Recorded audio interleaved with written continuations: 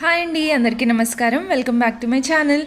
ఇప్పుడు దివాళీ ఎలాగో ఇంక దగ్గరికి వచ్చేసింది కాబట్టి సింపుల్గా ఈ లాస్ట్ మినిట్లో కూడా దివాళీ డెకరేషన్ చేసుకోవాలి అనుకుంటే ఎలా చేసుకోవాలి అనేది ఈరోజు వీడియోలో చూపిస్తాను.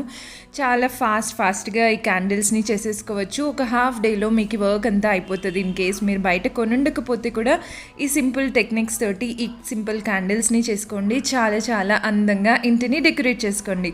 సో ఈ ముద్దుగా ఉన్న ఈ క్యాండిల్స్ అన్నీ ఎలా చేసుకోవాలో చూసేసేయండి.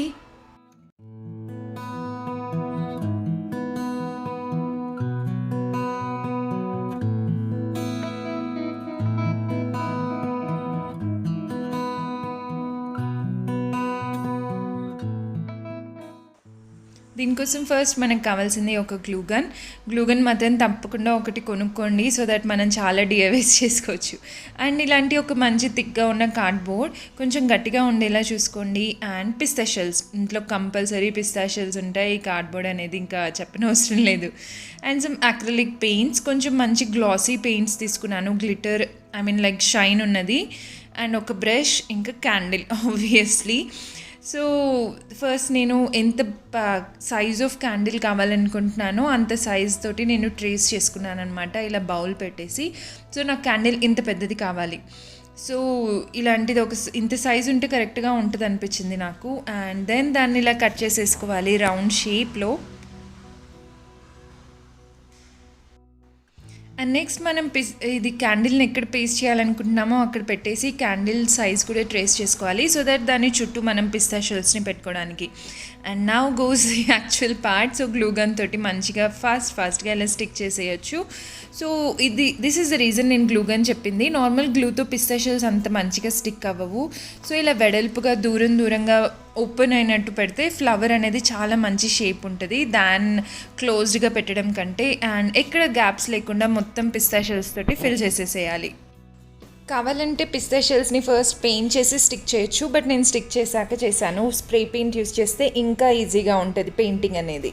That's it. సో ఇంత క్యూట్గా క్యాండిల్ ఒకటి రెడీ అయిపోయింది. నాకైతే యాక్చువల్గా ఇలానే కలర్ నచ్చింది, but still I felt like Diwali కొంచెం గ్లాసీగా గ్లోగా ఉండాలి అనేసి నేను కలర్ వేసాను అనమాట. So these are the 2 candles. నేను 2 చేశాను. అండ్ దానికి నేను అక్రిలిక్ పెయింట్ వేస్తున్నాను విత్ మెటాలిక్ షేడ్ ఉన్నది. మెటాలిక్ షేడ్సే తీసుకోండి, సో దట్ మంచి గ్లో ఉంటుంది అనమాట, బ్రైట్గా ఉంటుంది. So these are the candles. చూసారా, ఆ క్యాండిల్ పెట్టగానే ఇంకా బ్రైట్గా మెరుస్తూ ఉంటుంది. That to anything made by our hand. ఆ ఆనందమే వేరేలా ఉండింది.